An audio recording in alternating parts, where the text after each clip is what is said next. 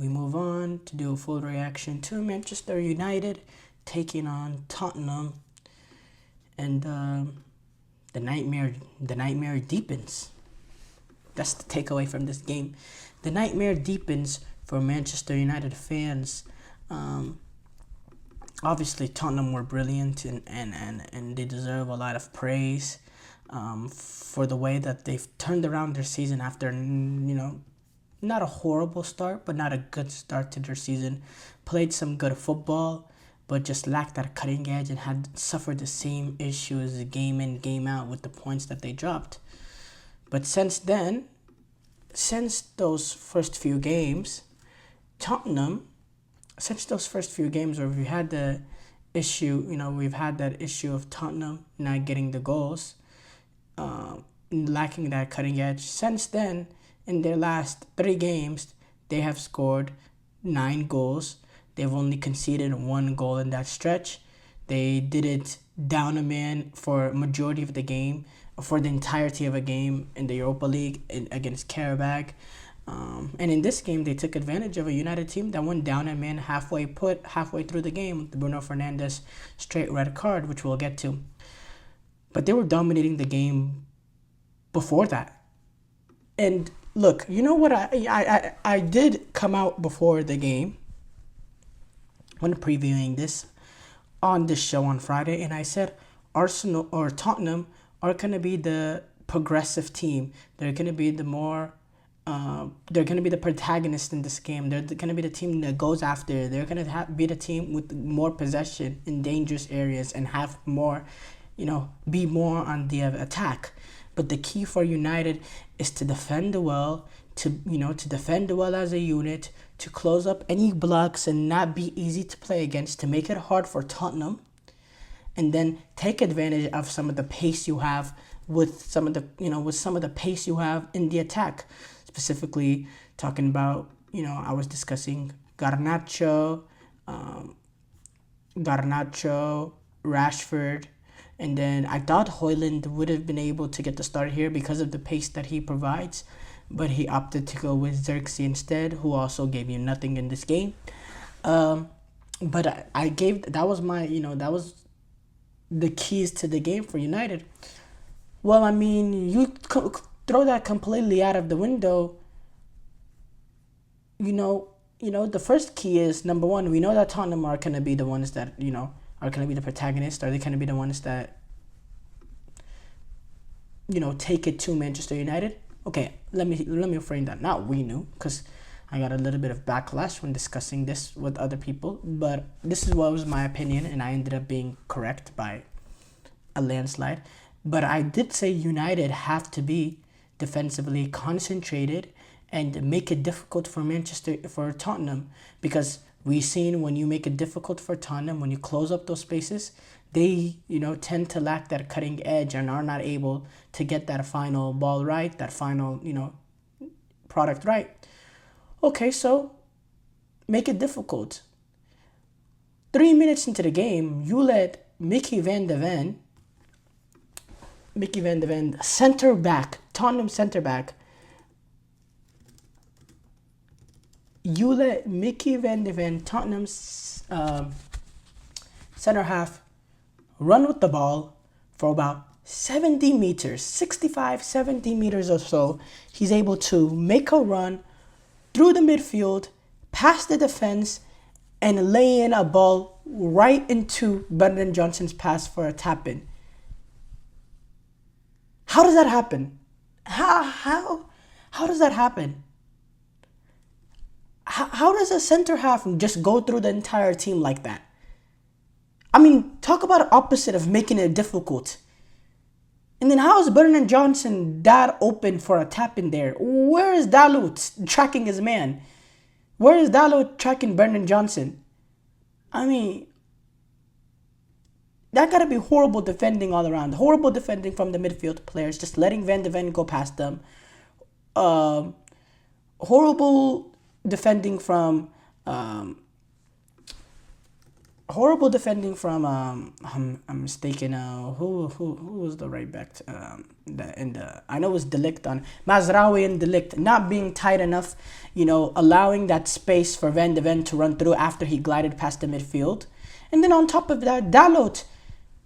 I mean, what is he thinking? Brennan Johnson just glides into that space. Dalot is jogging down as Brennan Johnson is getting into a position for a tap, and Dalot, not recognizing the danger, I guess, doesn't realize his man is free for a wide open tap and just lets him go, and it's a tap, and it's just horrible defending all around. And when you don't defend it well, and you don't make and if you don't make it hard for Tottenham, they create enough attacking opportunities to wear you down. And I mean, it was just men amongst boys this game. Men amongst boys. I mean, Tottenham, they dominated the game even a little bit more than I expected to. Because look, I did think Tottenham were gonna be dominating this game, have more attacking opportunities, but I thought Man United would have the odd counter. I know United had that one opportunity with Rashford where they went long, but apart from that, it was all Tottenham all day, chance after chance after chance after chance. It was all Tottenham. I mean, United didn't even get a foot into the game. Could have been 6, but then Johnson, I know he hit the post. There was an opportunity for Dogi. It was all Tottenham. I know Madison had a few opportunities here and there. I believe someone had a nice, a really good attempt at a scissor kick or a half volley or so. I think it was Romero.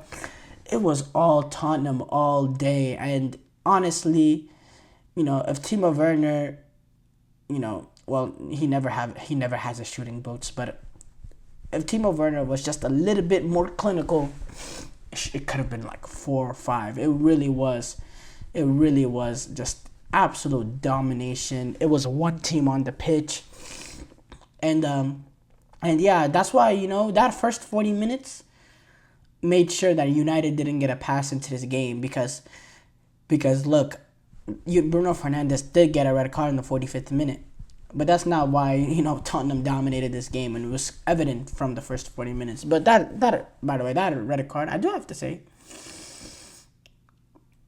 look, I think it's a dirty play from Bruno Fernandes. I do think. I'll first glance when I watched at it, I do have to say, it was a little bit harsh when I first looked at it because of the fact that he sort of slips there when he slips and because of that slip, he's having to make that sort of play. But when he notices he's slipping, he raises his foot and goes high to make sure that he catches the Tottenham player. When he realizes that he slips, just to make sure he gets some sort of contact on the Tottenham player to lower his momentum, he raises his foot off the ground. For me, that's dirty. That's you're going in there. You're going in there with the intent of not even playing the ball there. You're intending to trip him because of the fact that he raises his foot. But is it dangerous play? Because his stud doesn't go through the player. I don't think he intends to make a stud up tackle. I think he's just trying to make sure he trips him. But it is a dirty play in the fact that he's not playing the ball. He's tripping him. His foot is off the ground. So I can see one point of view saying that's not dangerous play. There's no real risk there of major injury because he doesn't go through the foot. He doesn't go through his foot. But he did raise his feet in the off the ground, and he's the ball is on the ground there. You're not making any play on the ball. He's not making any play on the ball there. No play on the ball. He's just trying to get whatever contact he can on the Tottenham player. And yeah, it is I don't know if it's harsh, but again, as a captain, you can't do that. You cannot make that sort of mistake as a captain. It is his first red card for the club, so there's a little bit of a caveat there, but you cannot go that high. It's reckless. It's reckless. So yeah, but I do have to say the red card didn't change the game much because I mean Tottenham continued to dominate as we expected. The second goal game, big thing about this as well. The second goal came from Kolashevsky, and it kept being Tottenham. You know, they kept being the protagonist. Could have gotten multiple goals in that second half. The great thing about this game as well is Solanke gets another goal. You know, he's starting to really to build himself at Tottenham, to start getting the confidence, now with another goal as well. Good signs for Tottenham, I do have to say. Very good signs for Tottenham to score 9 goals in the last 3 games after having that real problem of not, of lacking that cutting edge of attack, not being clinical enough to come out in these last 3 games and score 9 goals, to go to Old Trafford, to completely dominate the game, to get a 3-0 win. Solanke continued to get on the score sheet. Well, I do have to say, these Postecoglou criticisms were very, very loud in the first few games, but he's starting to turn them around this season, and I do think they play some really, really good football. Really do. What Postecoglou has done at Tottenham for me has been really, really great. From the season that they had with Conte to last season, being in the top 4 battle all the way till the end. Now this season, the way that they look. Yes, so far the results haven't been the greatest, but the football that they're playing has been really, really good. And at the end of the day, as a manager, you cannot really coach, being clinical or having more cutting edge. That's something just the attackers have to figure out. But the management part to it, getting the team playing good football, being tactically well set up to be able to be in, being in the right places to create a lot of opportunities to play lively football. As the management part of it, he's been brilliant. United, look, I do have to say, you see how, you see Ten Hag, there was reports coming out after the game saying he has he has not 2 games left, but he'll be the manager for at least the next 2 games. I believe that's what was said. Look, when has a manager ever been this close to us firing and been able to turn it around at a club?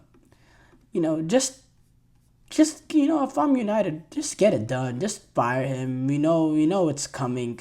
It's not going to get any better. I believe they take on Villa in their next Premier League game. Like, it's only going to get worse. Look, they play Porto. At the in Portugal, and then they go away to Villa Park and go and take on Villa. What have we seen from the last year and a half that gives us any reason to say Aston Villa is not gonna spank Manchester United in this game? What gives us any reason to believe otherwise?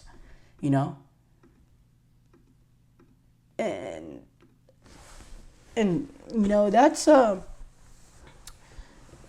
look, the manager is gonna get fired, and is he the problem at United? Probably not. Is he the solution? Definitely not. And I don't know how you turn it around if you're Manchester United. I do have to say, it just does not look good. It doesn't look good, and it hasn't looked good since Sir Alex Ferguson.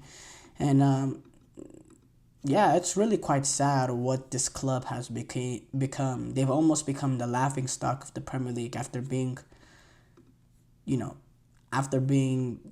the crown jewel of Premier League football. They've become the laughingstock, and I guess every club's has a down time in their history, but we're talking about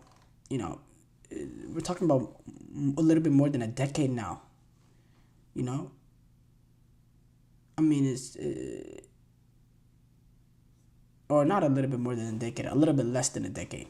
My bad, a little bit less than a decade now. I mean, where do I go from here? I don't know, but it's really quite sad, I do have to say, and funny for me as a Chelsea fan. Not sad for me at all.